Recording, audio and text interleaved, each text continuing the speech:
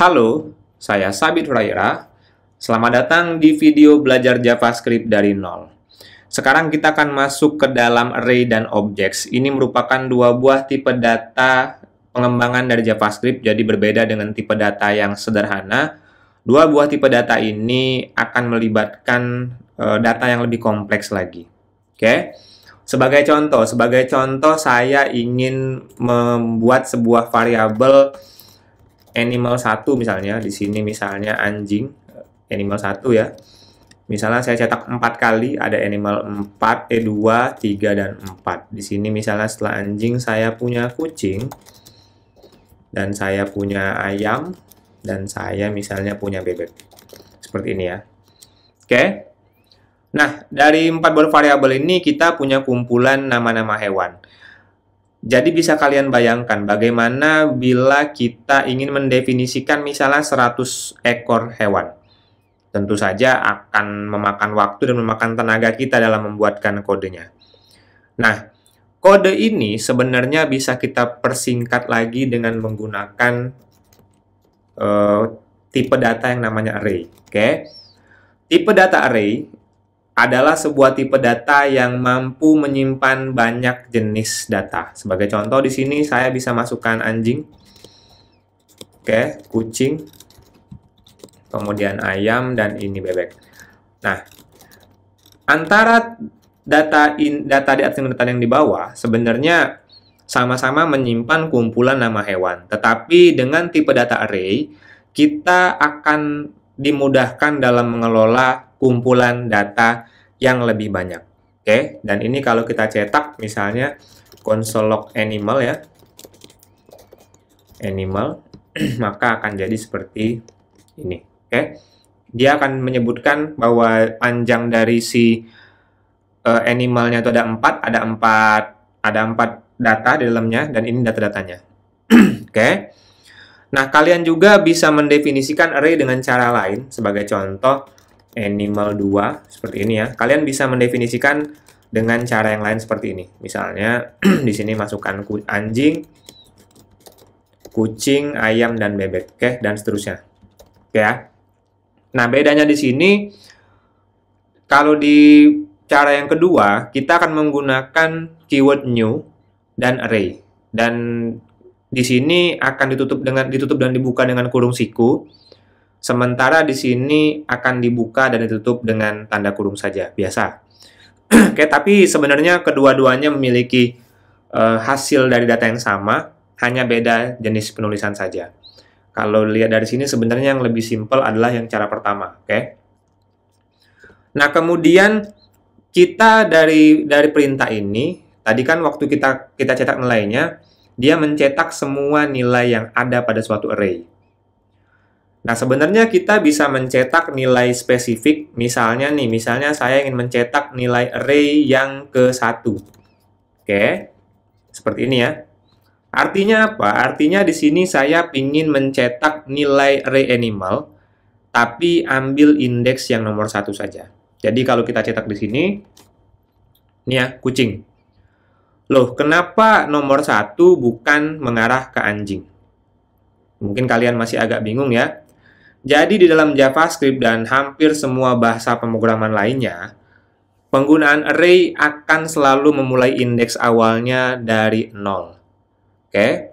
Jadi ketika kalian ingin mengambil sebuah nilai dari array, kalian harus menghitungnya dari 0. Misalnya, anjing artinya berada pada indeks ke-0, kucing pada indeks ke-1, ayam pada indeks ke-2, dan bebek pada indeks ke-3. Oke, ini berlaku di JavaScript dan banyak bahasa pemrograman lainnya. Jadi, pastikan kalian mengingat hal tersebut. Oke. Dan kalian juga bisa mendapatkan panjang dari sebuah array dengan cara seperti ini. Animal titik length. Length, oke, length artinya panjang ya. Jadi, ini akan mengembalikan jumlah data yang ada pada suatu array. Sebagai contoh, nah ini, 4. Oke ya.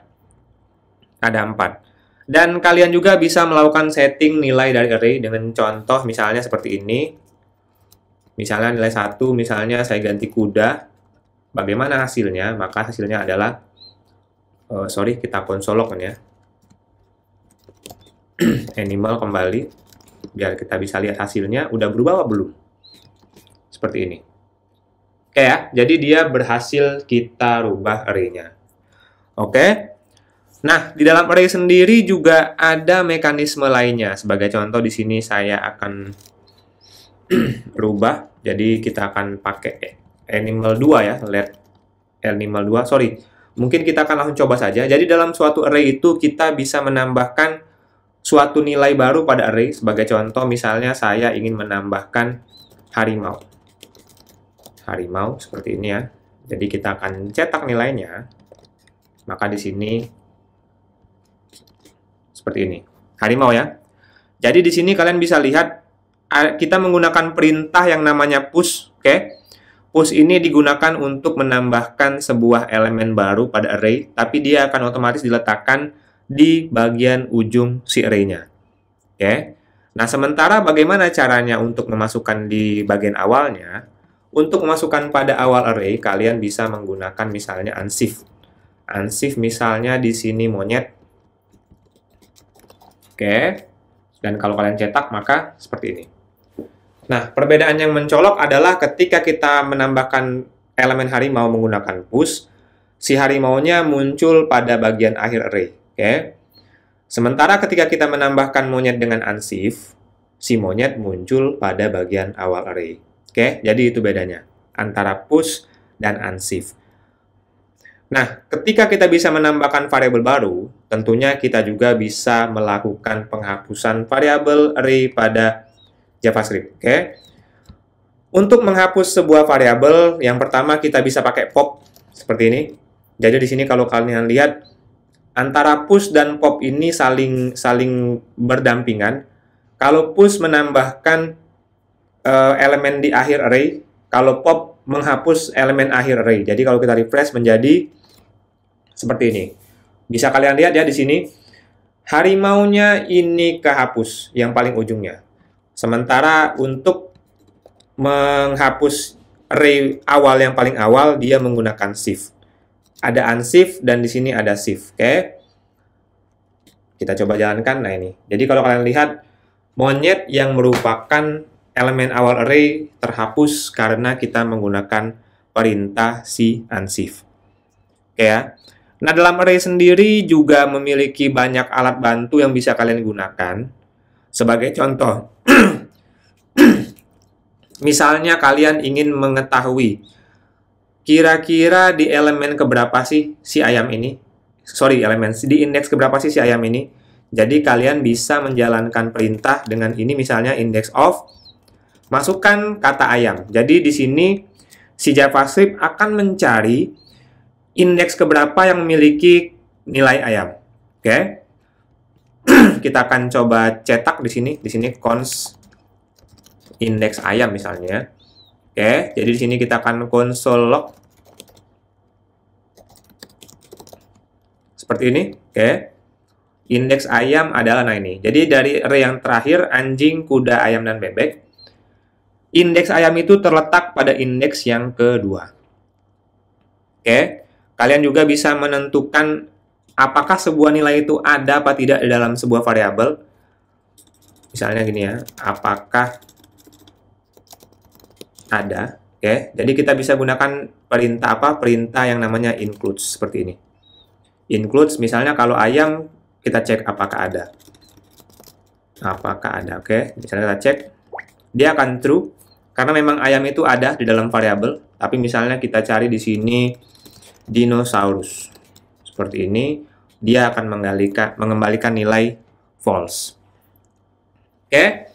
Nah, itu terkait dengan array. Jadi kita bisa menggunakan tipe data array untuk mengelola data dalam jumlah yang banyak. Nah, selanjutnya kita akan membahas terkait dengan objek. Oke.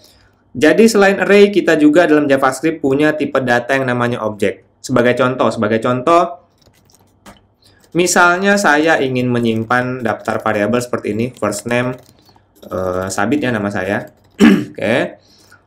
Const last name misalnya juga Hurairah. seperti ini. Misalnya jenis kelamin seperti ini, laki-laki. Oke. Nah, 3 variabel ini sebenarnya tidak ada masalah di dalamnya. Tapi akan terjadi masalah ketika kita ingin membundling 3 buah data ini. Sebagai contoh, jika kalian menggunakan variabel ini di tempat lain, mungkin kalian akan terlupa bagaimana cara penulisan first name, bagaimana cara penulisan last name, dan lain sebagainya. Mungkin kalian akan menuliskan first name seperti ini, dan lain sebagainya. Artinya akan ada potensi variabel yang kalian definisikan di tempat lain, misalnya dengan data yang sama, itu berbeda. Oke, dan ketika kita ingin mengirim data juga menjadi tidak efektif karena setiap data terpisah-pisah. Nah, dalam JavaScript kita punya yang namanya objek. Oke, jadi sebagai contoh, objek itu akan berisi seperti ini misalnya. Berisi sebuah data yang banyak ya. Tapi bedanya gini, kalau di array kita punya kumpulan data, punya daftar data yang banyak dalam array. Dalam objek kita juga punya data dalam jumlah yang banyak, tetapi sudah terstruktur. Sudah terstruktur apa saja yang ada di dalamnya. Jadi seperti ini. Misalnya seperti ini, first name-nya sudah kita tentukan. Kemudian last name-nya juga sudah kita tentukan. Seperti ini. Kemudian jenis kelamin juga sudah kita tentukan. Oke, laki-laki ya. Nah, dengan cara seperti ini,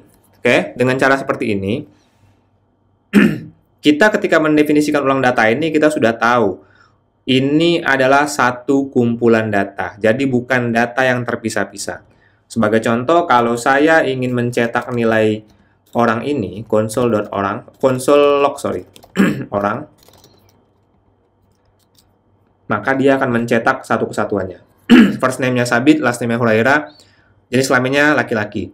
Sehingga saya tidak perlu melakukan console log sebanyak 3 kali jika saya menggunakan variabel yang di atasnya. Oke. Nah, selain itu juga kita juga bebas memisahkan. Misalnya sebagai contoh, saya misalnya cuma mau mengambil variabel first name. Jadi saya bisa gunakan seperti ini. Oke, menggunakan titik first name. Seperti ini. Oke. Nah, jadi ini cara menggunakan objek, dan selain kalian bisa menggunakan titik ya sebagai cara untuk mengambil nilai di dalamnya, kalian juga bisa menggunakan kurung siku seperti yang ada pada array, seperti ini. Seperti ini. Oke. Nah, jadi dari sini apa bedanya antara penggunaan titik dan penggunaan kurung siku yang menggunakan string di dalamnya? Jadi kalian bisa seperti ini misalnya. Misalnya dalam sebuah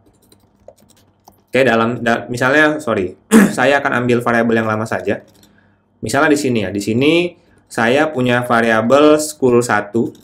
School 1 misalnya di sini SD negeri berapa ya? Negeri 100 misalnya. Kemudian school 2 ini SMP negeri 10. Gini. Oke. Di sini kalau kalian lihat, saya punya variabel orang yang di dalamnya menyimpan informasi first name, last name, jenis kelamin, school, dan school 2. Oke. Misalnya saya mau mengambil variabel school dua-duanya, tapi saya bisa menggunakan seperti ini contohnya. School 1, oke. Artinya saya akan mengambil variabel school 1 dan ini school 2 seperti ini. Oke.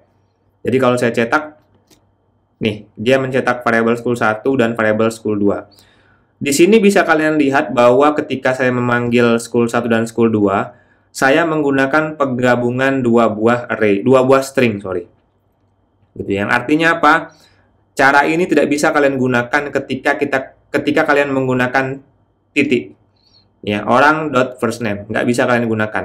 Jadi cara ini bisa kalian gunakan ketika kalian menggunakan pemanggilan menggunakan kurung siku. Yang artinya, ketika kalian membutuhkan case-case tertentu di mana kalian memanggil nilai dari suatu objeknya akan menggunakan sebuah variabel, kalian bisa gunakan cara kedua yang menggunakan kurung siku. Oke, itu terkait dengan array dan objek. Silahkan bertanya kalau kalian bingung dengan apa yang saya jelaskan, silahkan masukkan di kolom komentar. Terima kasih, sampai jumpa.